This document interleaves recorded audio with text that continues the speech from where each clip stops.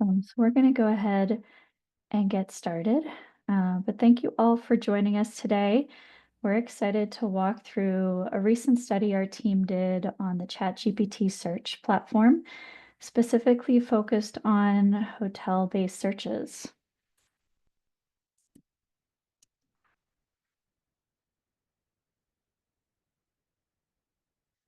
So first, I wanted to take a minute and introduce our presenters. You have myself, Elisa McGivney. I'm the Vice President of Marketing here at G-Commerce, and alongside me, you have Patrick Buckner, our Senior Search Marketing Strategist, as well as Alex Horax, our Search Marketing Strategist. So a quick overview of what we're going to be covering today. We're going to start off with a general overview of what ChatGPT Search is, along with really why it's important to hotel marketers and why we need to be paying attention to it right now. Next, we're going to walk through an overview of G-Commerce's study alongside what we found to be key findings and takeaways. Next, we're going to dive into how your hotel can best optimize for visibility and chances to be more front and center within ChatGPT Search. And then finally, we're going to show you how you can know exactly how much traffic ChatGPT is currently sending to your hotel's website.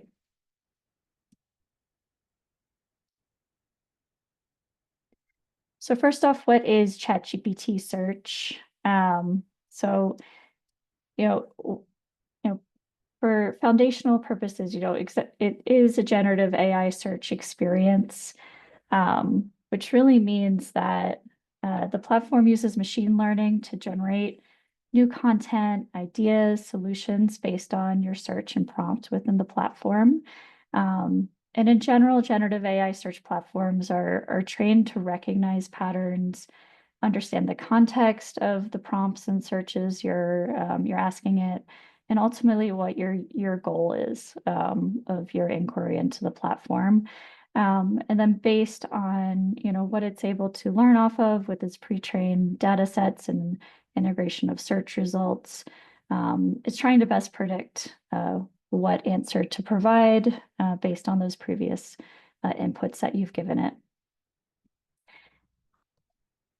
ChatGPT Search is a search augmented pre-trained LLM, which when you look at how this differs from a static data pre-trained LLM, examples of those such as are Claude, Gemini, along with the non-search or free version of ChatGPT, those specific pre-trained LLMs look at a specific data set in terms of the information and the sources it's learning off of, and have a cutoff date. They're not as real time as what we're used to in search results. For example, ChatGPT, the free version, only uses source information currently up to December 2023. So beyond that, it's not keeping up with real time information from the web. And that's really what the search augmented piece of ChatGPT Search provides, is more of those real-time news sources, informational sources up to today. When we started this study, ChatGPT Search was still in beta as SearchGPT. And then pretty recently on Halloween, it went live for all Plus users of ChatGPT, which is the paid version, and is now available to everybody. So next, why is ChatGPT Search important? Why should we be paying attention to it right now? When it comes to the world of LLMs, large language model platforms, it is currently getting about 87% of the traffic, and reported to get about 9 billion page views per month, which definitely piques our interest. Currently, we're seeing that sessions average about 6 minutes, so people are interacting with the platform for a substantial amount of time during each session. And I'm sure we've all seen the headlines. There's been recent studies that have come out, this one particular from Gardner, predicting organic traffic is going to drop by about 50% by 2028. I think the trend of organic search traffic dropping isn't anything that's new. It's been happening, for years now. On Google, we see that with more zero-click searches, more experiences aimed to keep users in the platform as well as the ecosystem. And then we're seeing the rise of other platforms that people are using for search that are traditional search engines. You think TikTok, other social platforms where there's a large amount of people leaning on those tools to discover new hotels, new restaurants, products, etc. And then, OpenAI continues to evolve the platform. So, what we've seen in terms of certain types of searches, e-commerce, shopping, etc., they're not quite up to the same user experience I'd say Google or even Bing has right now. But we continue to hear of announcements and ways that OpenAI is evolving the platform. They are aimed at looking at improving the shopping related searches on the platform, evolving it to meet user needs and preferences and how they want to interact in that type of an experience. It's also aimed at launching new travel capabilities, really, could emerge as a more full funnel travel planning tool, offering personalized local suggestions, real-time updates on flights, weather, itinerary planning. And then it also is aimed at more voice search integrations, which, voice search isn't necessarily a new trend when it comes to search, but what we're seeing is it continue to emerge as a preferred way to interact with search engines. And we're seeing OpenAI really focus on evolving that side of the tool.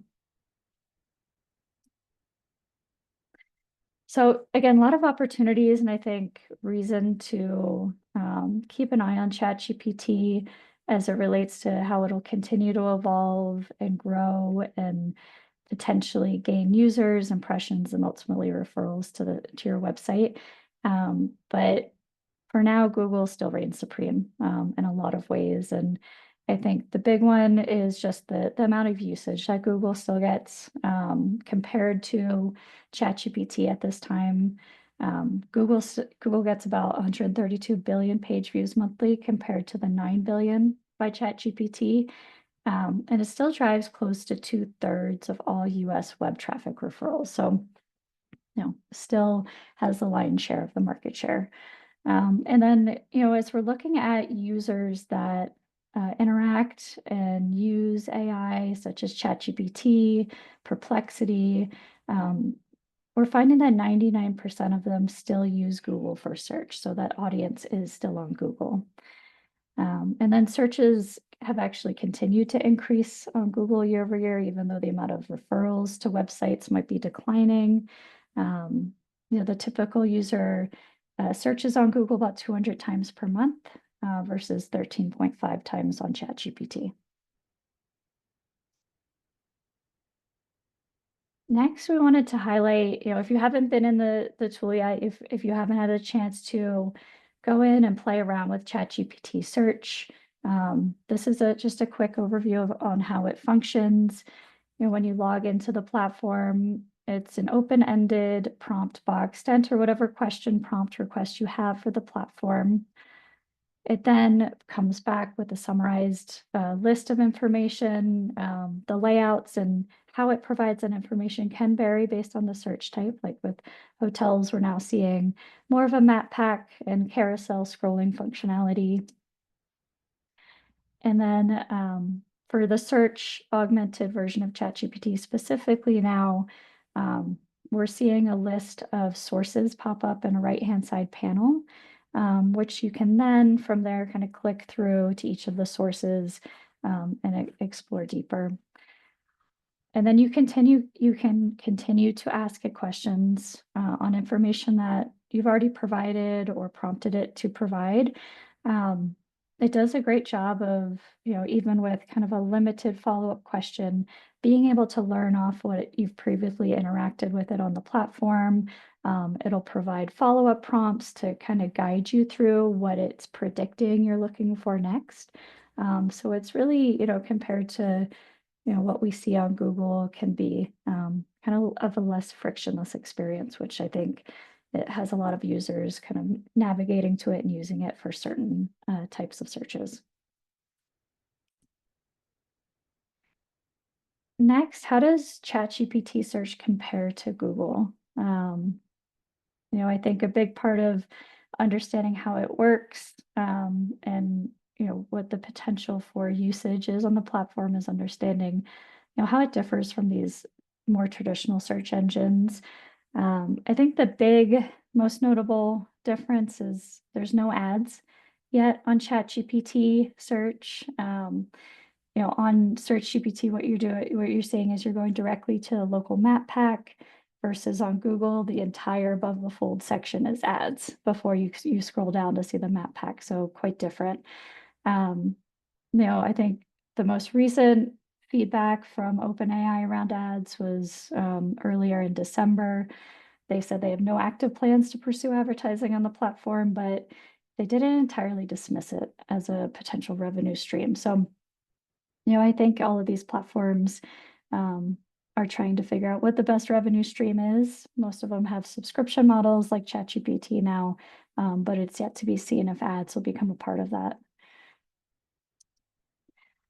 We also found, compared to Google, it's not as easy to find and shop on rates and inventory types and pricing within ChatGPT Search. It's really not front and center, and they don't really present an actual rate. Whereas on the Google search experience, because of the meta search connectivity, you are able to easily comparison shop on rates, which I think is still an important part for the user experience. So I think that that's one part that Google really has a leg up on right now. We're finding it right now to be a bit less visual. On Google, there's a variety of different layout features in the SERP, whereas with ChatGPT, it's a more limited presentation of information, a map pack, and then you really have to continue with prompts to get additional information, whereas Google, it's a seemingly endless scrolling experience. We found that the localization of results is not as good or consistent as what we're seeing on Google yet. In some examples, we did see some restaurants presented when we were focused on more hotel searches. And then as a marketer, we love to dive into reporting, and currently ChatGPT doesn't have any reporting that it provides. Versus with Google, you have Search Console, which is really a wealth of information about impression and click data for how your pages are performing within its search engine results. And another experience that's quite different from Google is that within ChatGPT Search, you really need to click into a side panel to view a list of sources, and then from there, click to the actual source websites. I feel like in general, clicks, CTAs to take action in the form of a click aren't as front and center as you find in Google. So I think it kind of alludes to a bit of a different experience in this platform. And potentially, what we will see even as usage increases on ChatGPT Search is that click-through rates and the amount of times people are actually clicking out of the platform is probably going to be a lot lower than what we see in Google. And next, how does it compare to Bing? Similar to Google, what we see in Bing is a very ad-centric experience. Bing is loaded with ads. ChatGPT Search still doesn't have any yet. In the past, OpenAI has shared that it leans and partners with different source providers to learn on the data and present the results. It has stated that it uses Bing's index, among other sources, to provide the search information. But even with the results leaning on Bing's index, we are seeing kind of variation between ChatGPT's results versus Bing. Less visual even compared to Bing. I think just the traditional search engine experience has a lot of different SERP layout experiences, ads, visual components that just isn't a part of the ChatGPT search experience at this time. And then similar to comparing it to Google, hard to find hotel rates and pricing on ChatGPT Search, which on Bing, again, I think the presence and the connectivity of the ads in the meta search space puts those rates and information kind of front and center. Right, and next we're going to dig into G-commerce's study. So quick, just an overview of what our study included. We went through and we did a review and testing of a variety of searches when SearchGPT was still in beta. And then from there, during that time, it went live and ChatGPT Search, we transitioned to review what that experience was like within the newly launched ChatGPT Search. We looked at a variety of branded search interactions as well as non-branded search interactions. So, example, hotel name interactions versus searches or prompts around, hotels in specific markets. We dove into that comparison of ChatGPT Search compared to traditional search engine native experiences with Bing and Google. And then we did focus on a variety of search queries across different locations around the country, really trying to figure out if there's any variation for, hotel-related queries in a market like Nashville, Tennessee versus Park City, Utah, or Anaheim, California, or New Orleans, Louisiana.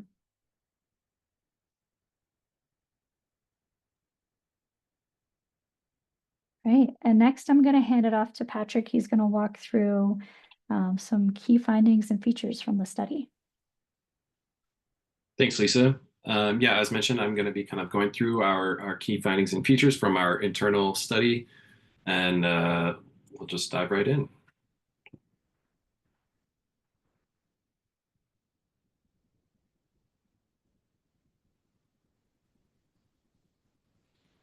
So the first thing that I wanted to point out is that the results in Google SERP were also correlated to a high inclusion in SearchGPT's responses, which really goes to show that traditional SEO and ranking well in Google's SERP is just as important, if not more important than ever.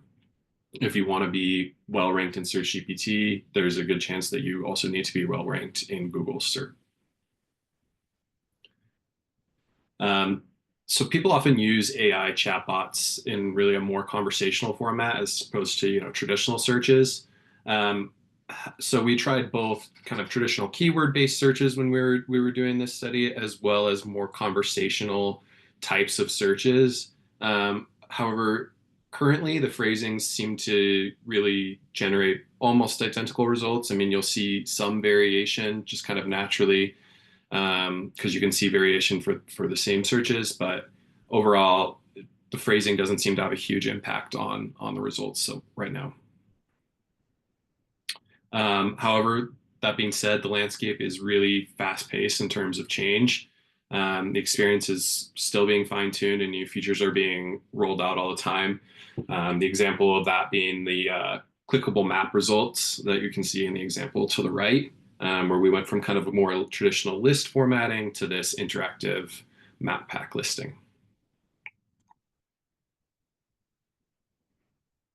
When it came to images, we often saw that they were pulled from the official site, which is great.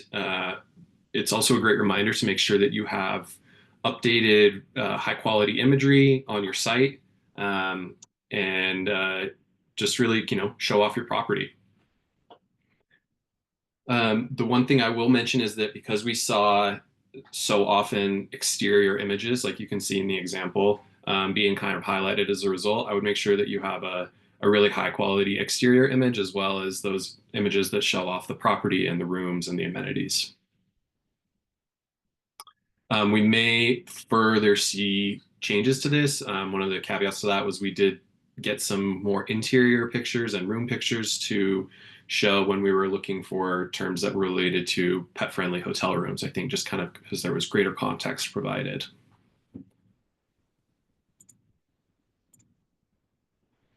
So sources, where do they come from? The answer is kind of all over the place. And the ones that are linked in the result are not always the ones that are also cited in the panel and other places.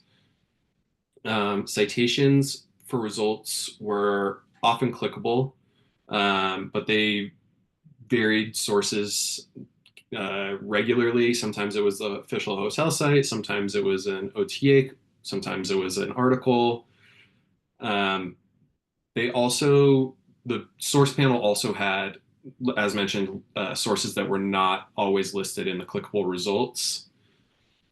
However, some of those common sources included articles, again, official hotel sites, OTAs was a big one, and then Wikipedia was also a top inclusion. One thing we saw was that occasionally we would see videos. It was pretty rare, but they were a great way to take up space in the search results, and they provided a lot of additional content. So I would just another reason to have a updated YouTube account with high quality video assets. So let's talk a little bit about what we saw specifically with branded searches where we were looking for a specific hotel. They almost always had a 4 to 5 image carousel with a small description similar to a meta description, but usually a little bit longer. And then you could click that description and you would get a full breakout that included usually information about the location, amenities, awards, and things like that. The information for branded searches was most heavily sourced from official sites. So again, really important to be well optimized, have great SEO, keep everything up to date on your site. And as I mentioned earlier, Wikipedia was a really common source, and that was kind of a surprise for us internally. We didn't expect that, but if a hotel did have a Wikipedia page, it was often shown. Touching back again on like the YouTube videos, the criteria for when they were shown and where they were sourced from is really, it was kind of unclear to us. There was not a lot of consistency in what was shown. Sometimes we would get stuff from the official site. Sometimes we'd get things from blogs or reviews. I personally, I think that we're going to see more videos in results as SearchGPT becomes better at understanding context. But on that note, SearchGPT is not quite as smart as it wants to be yet. It can occasionally get confused. So some examples we had for that were we have a collection of properties called the Stein collection of properties, and we were searching for that. We sometimes got results for beer Stein collections. And then another example we saw was if the hotel name was too similar to a potential market term, you could see confusion about the intent there. We saw that with Boston Harbor Hotel, where it could be both a brand and a market term. Again, I think that's something that will hopefully get better as it starts to understand context better. When it comes to non-branded search and market terms, you can see just in this example, so on the far left on the bottom is what it originally looked like in that list format when we first started this study. And then to the right and the far right are examples of how it evolved just in the time that we've been using it. And it moved into this kind of interactive map pack with a clickable list and additional information. Um, in terms of search history having an impact on the results shown in SearchGPT, not totally clear. It seemed that there was some occasions where we did see uh, more results for searches that had already been done for those hotels showing up, but that was not consistent across the board. Um, One thing we did see for non-branded searches is that activities and things to do are often included with prompts that are kind of designed to help users plan a whole trip rather than just search for a hotel. Um, in regards to sources, we saw a lot of the same sources for non-branded searches, but we saw a lot less official sites, which makes sense because we're not looking for one specific hotel. But I will say that as I mentioned earlier, we did see inconsistencies in which search results appeared even for identical searches. Um, Non-branded searches, they also often included a push to an OTA, an online travel agency at the end of the listing.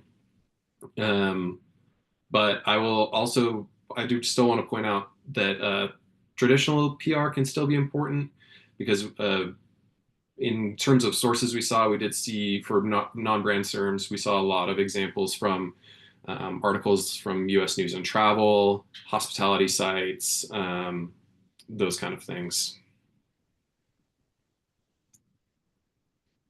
Um, and then when it comes to location specific searches, where we were looking for hotels in like location specific areas with a qualifier, we looked at Park City, New Orleans, Anaheim, and a handful of other places.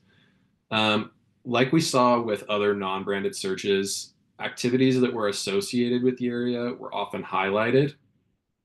So, for example, with Park City, we would see a lot of weather related forecasts or things to do outside, skiing, that type of thing.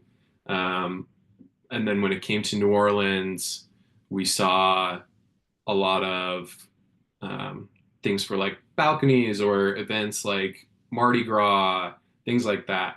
So I would say the main takeaway for location specific searches that we came up with was that those activities and things to do are really important, and having a things to do page or an activities page or potentially blog pages that are associated with the activities that are really kind of recognized by SearchGPT as being unique to that location can help you start to optimize for SearchGPT.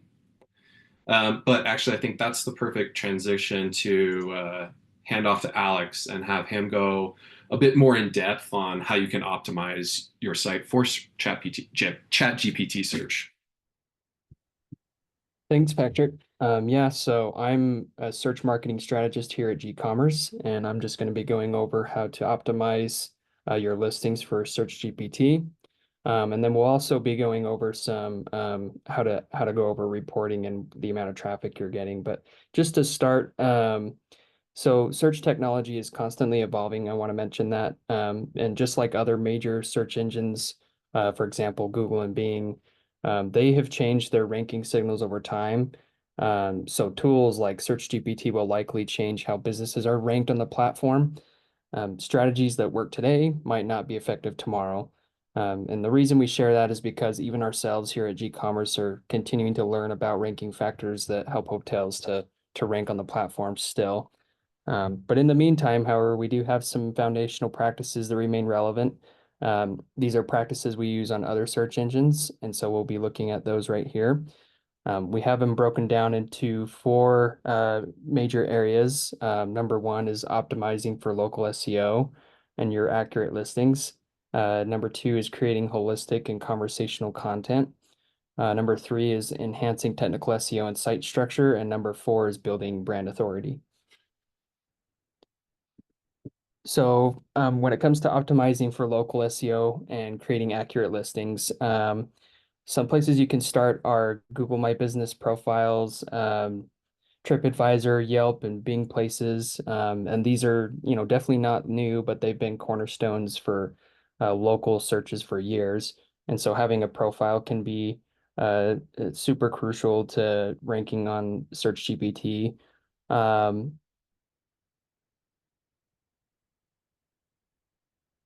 Go ahead, Lisa, go to the next one.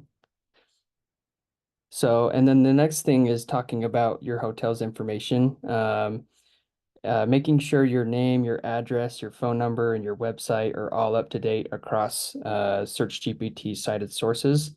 Examples of sources include your website and your OTAs, just to name a few. Accurate information in these sources are important for ensuring potential guests can find your hotel. And we'll actually be going over some more cited sources on SearchGPT here in a moment. The second point is to create holistic conversational content. So as it's been mentioned multiple times, this platform mimics a conversational approach. And so content that can answer questions naturally and comprehensively will perform better. And so some ideas is to cover a broad range of topics, write about your location and what makes it special. Maybe focus on guides to nearby attractions, things to do, and local highlights.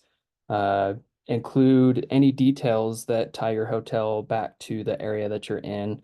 If you're close to a well-known landmark, write about that. If you partner with local attractions or businesses, make content around that. And then just share how staying at your hotel can enhance the guest experience. And so this kind of content can help potential guests see your hotel as an ideal place to stay, and it also makes it easier for SearchGPT to recommend you in their listings. And then the third point is enhancing your technical SEO and site structure. A well-structured and responsive web design helps search engines like SearchGPT and Google to easily read and rank your pages. And so in general, search engines, all around, not just SearchGPT, tend to rank websites higher in their SERP with higher page speed and more responsive designed websites that work well on all devices. And so SearchGPT will use similar ranking signals. Updating schema markup. This is code that helps search engines understand your content and what it talks about. So for example, with that picture on the right, you can see that there's reviews correlated with the schema markup hotel code. And so updating information about your reviews, your amenities, your location can help improve visibility. And then the last thing is using simple, readable URLs. So, yourwebsite.com/rooms is an obvious choice. So just make sure that your URLs are clean and easy to read. And then building brand authority is pretty straightforward. AI tools rely on a lot of authoritative sources to determine your rankings. So establishing yourself as a trusted brand can really make a big difference. One thing you can do is use tools like Yext and other partners to help ensure your hotel details are accurate and visible for SearchGPT data. And then the last thing is backlinks. Think of backlinks as more like online recommendations that help enhance your credibility. So when you have an opportunity or an opportunity presents itself, collaborate with some travel guides or tourism websites to get your hotel website linked to theirs, and you'll be able to rank a little bit higher in SearchGPT. So as I mentioned previously, there was some more sources that SearchGPT tends to pull, and it's also been mentioned before, but we're going to go over those now. We're going to start with some common sources, and the first one is your website. So your website, especially for branded searches, is a very common source that is cited in SearchGPT. One best practice would be to identify which pages do appear frequently in SearchGPT, because those are likely pages that you want to optimize and improve later on. And so focusing on those pages can help you rank. The next one is online travel agencies. So, Expedia, like the big names, Expedia, Booking.com, etc. They're all frequently referenced in the platform. And so if you're using OTAs, just make sure your hotel's listing includes all the relevant details, your room types, photos, amenities, and make sure that you're also engaging with guest feedback on these OTAs, because it will boost your reputation and increase your visibility rankings, which, all in effect ties back to SearchGPT since it's a commonly cited source. Travel guides. So examples include, US News Travel, Lonely Planet, and other similar guides that are frequently referenced. So take the time to reach out to your editors of the travel guides that you're associated with. Try to highlight unique aspects of your property, whether it's, the history, location, or the type of services you've got. Many travel sites will actually accept blogs or insights. So, consider submitting articles or provide some guest experience from staying at your property. And this will help build your credibility and to stand out on the platform. And then government sites, tourism boards, local blogs are often authoritative sources for these government sites, mainly because they provide location-specific info. And so within your strategy, try to create some opportunities to ensure that your hotel is listed as an official tourism website. Provide some high quality photos, detailed descriptions, and make sure your contact information is up to date. And then one more idea would be to, reach out to travel bloggers in your area. Offer them some value of some kind, maybe a free stay or anything like that in exchange for coverage on these websites. And this has been hounded on, and I'm going to do the same thing as well, but Wikipedia is one of the most cited sources. It is a little bit more complicated. There is some requirements for you to be able to get a page, so you'll probably need some independent and reputable coverage of your hotel. Make sure that you have some data that is news article related to your hotel, maybe even some travel publications of your hotel and other third-party content that can help you create a Wikipedia page. And then maybe even consider like working with a professional for Wikipedia. An editor would be a great idea. And then we'll go over some other common sources. I'm sorry, less common sources, but they're still sources nonetheless. The first one is branded hotels. So if you're a property that's owned by a large chain hotel, for example, Holiday Inn, Hilton, SearchGPT will pull information from those. And so just make sure that your hotel information and everything is up to date there. And then YouTube, and this has been touched on before as well, but this can be a great source for SearchGPT data to pull. So having a strong YouTube presence can boost your visibility. And if you don't already have an account, create one for your hotel and focus on creating high quality videos, showcasing your rooms, the amenities, local attractions nearby, maybe even getting some guest testimonials here and there. Include any useful content like travel tips or behind the scenes that can help your hotel to stand out. And then, as I mentioned before, we'll go over some monitoring on website traffic for ChatGPT Search. And so initially, I believe that one of the questions was in the chat, but reporting from SearchGPT is actually kind of limited right now. And so some alternatives are to look to Search Console and other tools that you might have on the back end. So Search Console, Bing Webmaster, try to look for some upticks in some clicks and impressions. As it was mentioned earlier, SearchGPT had launched around Halloween, so maybe look at the look back window from Halloween up until today or year to date and see what kind of traffic you're getting. Is there an increase? So things like that. And then this one is probably the most prominent and notable, but using GA4 is a great alternative right now to tracking the type of traffic that you're getting. You can set detailed reports focusing on the referral traffic by specific pages, and this will tell you the type of pages that SearchGPT is pulling and which ones people are coming to. And so you use these insights as you go along to refine your SEO, the content that you're making, and any other marketing strategies that you have in place. And then this is a portfolio-wide showcase for G-commerce clients.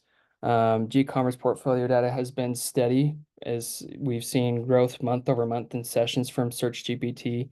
As we've noted, it launched in October and there was some beta during September, but we've seen a jump in 51% month over month since it launched in October and going into November.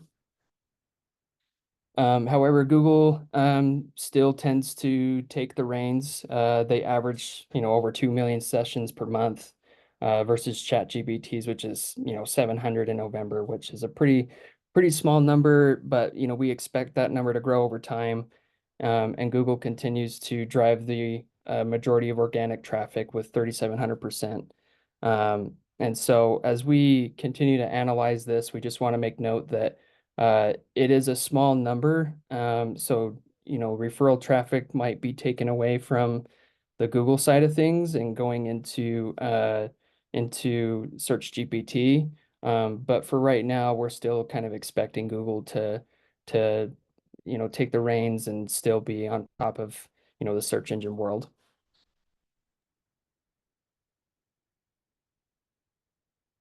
Thank you, Alex. Next, we wanted to open it up to any questions from the audience.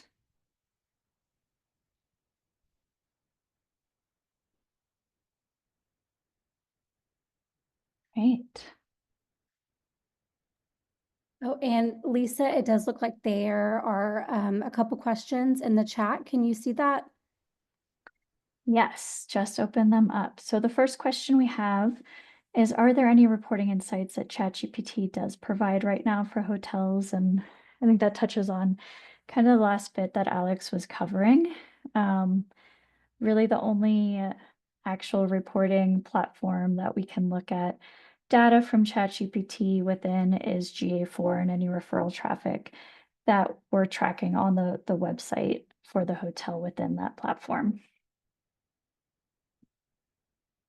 And then does ChatGPT for the subscription model pass through any PII data for who is searching what? No, I mean, they really don't give us any data at this point. All we're able to look at within GA4 is that referral insights and the dimensions provided within the GA4 analytics platform. Right, and then can you share a link to the source for the Gardner study? Yes, I will find that and send it out. I don't have it on hand, but I can definitely share that with the group.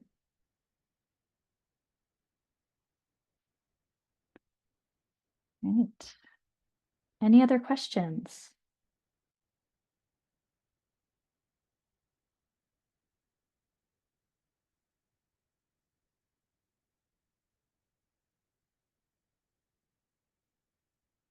Wonderful. Well, thanks to everyone for joining. We'll send out a recording of the webinar and as well as the source on the Gardner study. And feel free to reach out if any other questions come up, if you have any other piece of information you'd like on the study or what we reviewed for ChatGPT Search so far. But hope you all have a great day.